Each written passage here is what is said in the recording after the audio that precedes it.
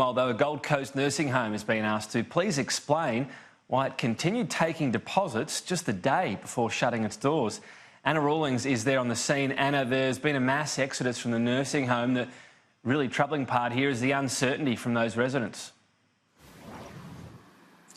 That's right. More than 71 aged care residents have been relocated after the sudden shock closure of a wing of this residential facility here on the Gold Coast. Now, it has been described as an emergency situation, one so bad that the police and an aged care commission are likely to be looking into it. The Queensland Health Minister Stephen Miles effectively said that carers abandoned their patients. They walked out late yesterday evening carrying patient records, medication, cleaning and care supplies. And that made life very difficult for paramedics who were called to come and transport them. A concerned member of the staff who was alarmed at seeing the walkout called 000, and police arrived as well.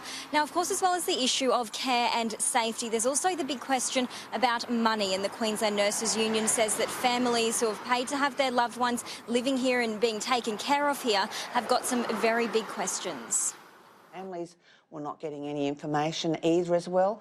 Our organiser Bernie spoke to one gentleman who had just paid a $350,000 bond for his father the day before. So he'd turned up at the facility and he was wanting to know, well, what happens now?